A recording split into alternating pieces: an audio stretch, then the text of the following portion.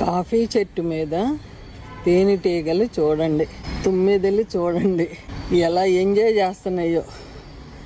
అసలు చెట్టు అంతా షాక్ అయ్యాను పొద్దున్నే వచ్చి పైకి చూస్తేనే నాకు చాలా హ్యాపీ అనిపిస్తుంది. చూసారండి ఎంత ఉన్నాయో, ఎట్లా ఉన్నాయో.